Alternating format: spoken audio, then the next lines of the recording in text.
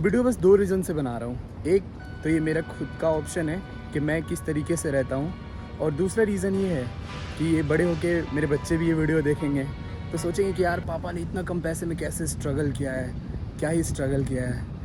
बहुत बकवास हो गई, अब वीडियो शुरू करते हैं।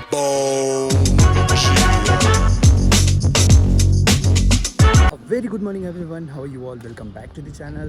This is your boy Anoop Parija. और मौसम भाई दिल्ली का इतना प्यारा हो रहा है ना, मतलब मैं सोच रहा था कि बैंगलोर शिफ्ट हो जाऊं कुछ दिनों में, क्योंकि बैंगलोर का वेदर थोड़ा बढ़िया लगता है। बट दिल्ली का वेदर भाई इतना बेकार हो गया था कुछ दिनों में। बट अब देखो यार, इतना प्यारा मौसम हो रहा है ना कि अब आने का मन कर रहा है ऑफिस। घर पे देखो, मैं जब घर पे सोया था ना रात के, उस टाइम पे बारिश हो रही थी यार, 1 बजे 2 बजे, इतना प्यारा लग रहा था। मैंने भाई बेड से उठ के जाके छत पे गया, देखा कि भाई कितना मस्त अच्छा मौसम हो रहा है। अच्छा लगता है भाई रात में थोड़ा बहुत अगर बारिश हो जाए ना, सोने में अच्छा लगता है, नींद पूरी हो जाती है। और चलो अभी लॉगिन करते हैं, फिर उसके बाद से जिस टॉपिक पे वीडियो है उस टॉपिक पे बात करेंगे।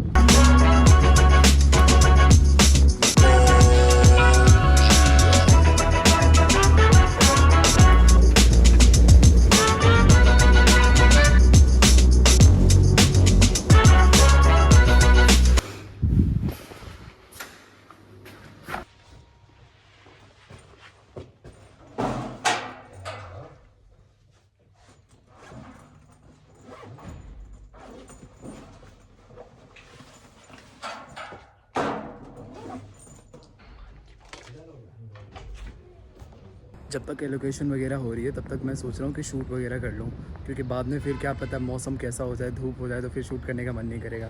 मौसम अभी बढ़िया है तो शूट कर लेते हैं। और जिस टॉपिक पे इंपॉर्टेंट टॉपिक है, क्योंकि बहुत सारे लोग हैं ना जो कि नोएडा दिल्ली आना चाहते हैं, उनको पता ही नहीं है कि भाई कॉस्ट ऑफ लिविंग कितना होता है। अगर घर से सोचते हैं कि यार मैं इतना पैसा लेके जाऊँ, कम से कम 1 मंथ सर्वाइव के लिए कितना पैसा लगेगा ये तो सोचना पड़ेगा ना। तो ये सारे लोगों को बहुत कम पता होता है। और देखो, हर किसी का ना अलग कॉस्ट ऑफ लिविंग होता है। कुछ लोग होते हैं जो कि बहुत लग्जरियस लाइफ जीते हैं, कुछ लोग होते हैं जो कि बिल्कुल सिंपल एकदम आराम से लाइफ जीते हैं, जिनको बस खाने का, रहने का और जो भी शॉपिंग वगैरह का थोड़ा बहुत होता है, उन्हीं सब के पैसे बस खर्च करने होते हैं। बहुत सारे लोग होते हैं जो कि क्लब जाते हैं, बहुत सारे लोग होते हैं जो कि मॉल वगैरह घूमते हैं, ठीक है, पार्टी वगैरह करते हैं। उनके लिए कॉस्ट ऑफ लिविंग अलग होता है। मैं जिस तरीके से रहता हूँ उसका मैंने सोचा कि एक वीडियो बना देता हूँ, थोड़ा बहुत आपको आइडिया लग जाएगा कि हाँ कितना पैसा एक मंथ में खर्च हो सकता है, ठीक है। तो सबसे पहले बात करते हैं अपने रेंट को लेके कि मेरा रेंट कितना जाता है, ठीक है। बट उससे पहले मैं बता दूं कि मैं जब दिल्ली आया था उस टाइम पे मेरा रेंट कुछ अलग था। मैं 2021 में आया था, तो मेरा जो रूम रेंट था उस टाइम पे 3000 था। 1 RK था, जिसमें एक रूम, एक किचन और मतलब एक बेडरूम था। तो समझ जाओ कि मतलब 3000 रुपये में ना अच्छा खासा मतलब फ्लैट मिल गया था मेरे को। मैंने सोचा था कि चलो अकेले सर्वाइव करने के लिए 3000 ज़्यादा नहीं है, क्योंकि पटना में भी रहता था तो 3000 ही लगता था। और मैं जिस जगह पे रहता था वो नोएडा सेक्टर 82 में रहता था। बहुत ही बेकार जगह थी, मतलब हमेशा इलेक्ट्रिसिटी जाती ही रहती थी, तो ये प्रॉब्लम था। और अभी जहाँ पे रह रहा हूँ वहाँ पे जो मेरा रूम रेंट है वो 16,500 है। मैं न्यू अशोक नगर में रहता हूँ। न्यू अशोक नगर जो एरिया है वो नोएडा और दिल्ली का एक बॉर्डर है, ठीक है। जैसे ही आप न्यू अशोक नगर क्रॉस करोगे, नोएडा सेक्टर 15 आएगा, 16 आएगा, नोएडा सेक्टर 18 आएगा।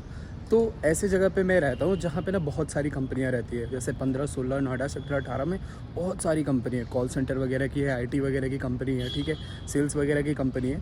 तो मैं इस जगह पे स्टार्टिंग से ही रह रहा हूँ, 2022 से रह रहा हूँ। 2021 में तो वहाँ पे रहता था नोएडा सेक्टर 82। फिर उसके बाद से 2022 में मैं न्यू अशोक नगर आया था मेरे दोस्त के पास। मेरा दोस्त भी यहीं पर रहता था, तो हम लोग फिर स्टार्टिंग में साथ में रहने लगे। और अभी जो मेरे रूम का रेंट है वो 16,500 है। और अभी हम जो लोग रहते हैं वो 3 लोग रहते हैं, जिसमें एक रूम में 2 लोग रहते हैं, दोनों भाई हैं, और एक रूम में मैं अकेला रहता हूँ। क्योंकि मुझे देखो सच बताऊँ तो मेरे को सेटअप वगैरह करना होता है, मेरे को थोड़ा सा स्पेस चाहिए होता है। अकेले रहता हूँ तो मैं अपने आप को मतलब मेरे को वीडियो शूट करनी होती है, या फिर मेरे कभी फैमिली आ जाते हैं, कभी फ्रेंड्स आ जाते हैं, तो थोड़ा बहुत प्रॉब्लम होता है। उसमें इलेक्ट्रिसिटी फ्री है, ठीक है, फुल्ली फर्निश्ड है, दोनों रूम में बेड दे रखा है, ठीक है, पंखे दे रखे हैं, कूलर दे रखा है, ठीक है, AC नहीं दे रखा है, कूलर पे भी काम चल जाता है, ठीक है। उसके बाद से वाटर प्यूरीफायर दे रखा है, RO, वॉशिंग मशीन दे रखा है, फ्रिज दे रखा है। इतनी सारी चीज़ें जो है वो फ्री में है, और वाईफाई भी है। तो ये सारी चीज़ें जो हैं वो हमें फ्री में मिली है। तो 16,500 में ना हम 3 लोग रहते हैं, शेयरिंग के बाद भी अच्छा खासा अमाउंट जो है वो सेव हो जाता है। किसी ऑफिस में सलून देखा है? देखो हमारे ऑफिस में सलून भी है भाई, और वो भी प्रोफेशनल वाला सलून। हेयर कट, सारे इक्विपमेंट है भाई, देख लो।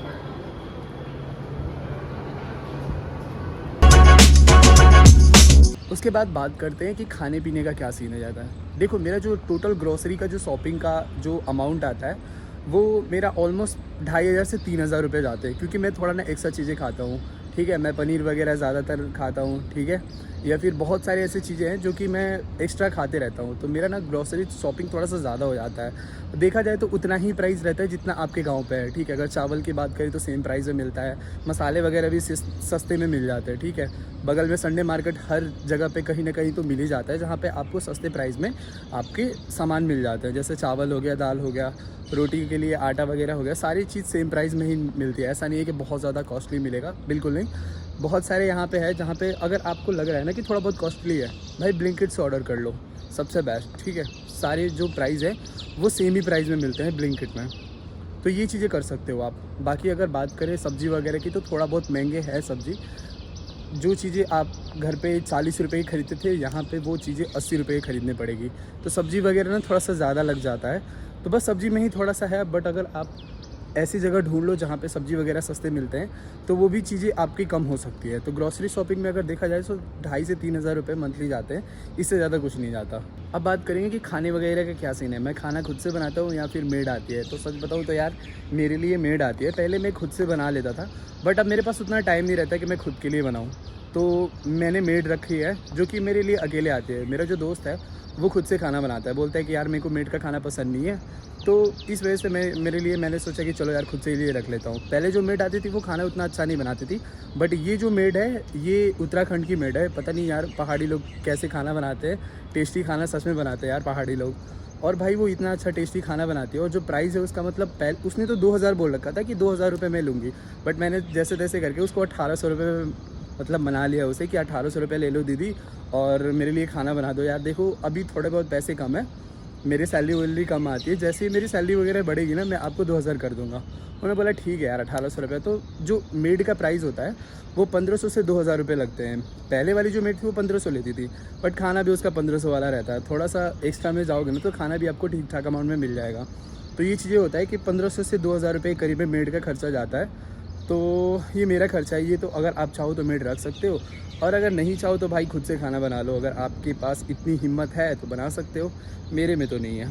बाकी अगर थोड़े बहुत और खर्चे की बात करूँ तो मैं कभी कभी शॉपिंग कर लेता हूँ या फिर जिम वगैरह चला जाता हूँ, तो इन सब का खर्चा टोटल मिला के मान लो कि मंथली का मेरा कम से कम 3 से 4000 रुपये चले जाते हैं। ये मेरे ओपिनियन है, आप चाहो तो इसे कम भी कर सकते हो, बट मेरे को लगता है कि चलो यार अगर कोई पैसा बंदा कमा रहा है तो थोड़ा बहुत खुद पे इन्वेस्ट करना चाहिए। तो कभी कभी शॉपिंग कर लेता हूँ, या फिर कभी ये होता है कि आजकल ना 2 महीने से जिम भी कर रहा हूँ, तो जिम का खर्चा हो गया या फिर डाइट वगैरह का खर्चा हो गया, तो ये सारी चीज़ों में ना थोड़ा बहुत पैसे खर्च होते हैं। तो इन सबको मिलाकर टोटल मेरा देखा जाए तो यार 3 से 4000 रुपये मंथली चले जाते हैं मेरे। तो ये हो गया 3 से 4000 रुपये, ठीक है। और बाकी रूम रेंट और खाने वगैरह को टोटल मिला के मेरे अगर देखा जाए तो मोस्टली मेरे 12000 रुपये खर्च होता है, 12 से 13000 रुपये, ठीक है।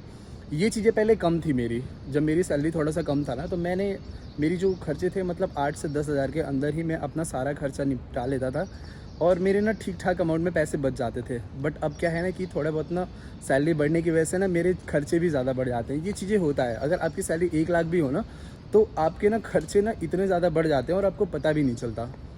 तो अगर आप चाहो तो लिमिट में रह सकते हो, नोएडा में रहा करो। अगर नोएडा में रहोगे ना तो आपको ठीक ठाक अमाउंट में रेंट मिल जाएगा। कंपनी जहाँ पे है उस साइड में रहोगे तो आपको ट्रैवलिंग के पैसे बच जाएंगे। अभी मेरे देखो ट्रैवलिंग के भी पैसे जाते हैं। ट्रैवलिंग के अगर देखा जाए तो मेरे जो ट्रैवलिंग के पैसे जाते हैं वो 2500 से 3000 रुपये मतलब देखा जाए तो लग जाते हैं, क्योंकि मैं न्यू अशोक नगर से फिर नोएडा सेक्टर 37 आता हूँ, फिर नोएडा सेक्टर 37 से फिर अपने कंपनी 144 आता हूँ। तो इन सबको मिलाकर ना टोटल मेरा जो कॉस्ट ऑफ मतलब ट्रैवलिंग का खर्चा जो जाता है वो मेरा 2500 से 3000 चला जाता है। तो ये भी एक अमाउंट है एक्स्ट्रा। मतलब टोटल मिला के देखा जाए तो भाई 13 से 14 हज़ार, इससे ज़्यादा खर्च नहीं होता है। इसको आप चाहो तो कम कर सकते हो, अगर आप चाहो तो 8000 में भी सर्वाइव कर सकते हो देखा जाए तो 8000 रुपये सर्वाइव करने के लिए दिल्ली में आई थिंक बेस्ट है। सो आई होप कि ये वीडियो आपके लिए हेल्पफुल हुई होगी। अगर आपको वीडियो अच्छी लगी तो लाइक करना, बहुत ज़्यादा अच्छी लगी तो सब्सक्राइब करना। मिलते हैं नेक्स्ट वीडियो में। Okay bye bye.